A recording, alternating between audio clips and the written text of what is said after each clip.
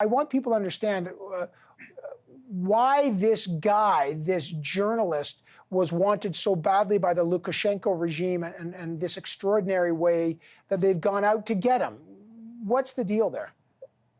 So last year, there was an election in Belarus, and Lukashenko, who was the dictator for 27 years, lost in a landslide, but wasn't willing to accept that, faked his victory, and the Belarusian people rose up. And since Lukashenko was a dictator, he controlled all the media. But this young man, Roman Protasevich, had created a channel on Telegram, on the messaging app, where he started distributing news that basically bypassed the state media. And so everybody in the country got to learn that the dictator had lost, that the king wasn't wearing any clothes. And as a result of that, people from all walks of life rose up, started demonstrating, started marching, started going on strike all across the country. And it looked at some point like Lukashenko was going to be overthrown. This young man, Roman Protasevich, was 26 years old. He had to go into hiding and basically flee for his life. He went to live in Lithuania.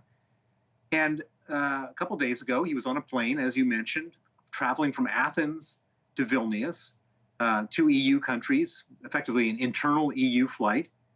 And then you told the whole story about how it was taken down. And basically, it was the first time anything like this has ever happened, where an evil dictator has downed a plane in order to extract a journalist critical of the regime. It's just shocking. The world has responded, but in your view, and let me focus specifically on Canada, we already have some sanctions against Belarus.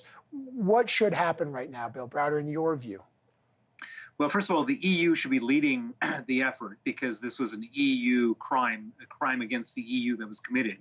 It involved Greece, it involved Lithuania, it was an Irish aircraft, and the Irish company, and the aircraft was registered in Poland. So it's an EU problem. So the EU should be leading on this. And the EU, as you mentioned, the EU has sanctioned, along with Canada and many other countries, have sanctioned Lukashenko already. But what needs to happen now is the EU needs to sanction the money men, the people who look after Lukashenko's money, the oligarchs, because all these dictators care about is their money. And so the EU should sanction those people. Canada should sanction those people, the United States, the UK. And if you go after the people with the money, if you freeze their assets, then these dictators start paying attention. When money is involved, things are different. I have just a couple seconds with you, Bill Browder. How is Russia responding to this? Well, as you know, Putin doesn't want to go the same way as Lukashenko, and so he's got to support Lukashenko, because if a guy next door gets overthrown, then Putin will be next. And so he's throwing his weight firmly behind Lukashenko. He's doing what he can to support him. Russians could have even been involved in this whole incident. There's a lot of people that believe that. I do. And basically, Russia is sort of arm in arm, dictator to dictator, standing up against the West in this situation.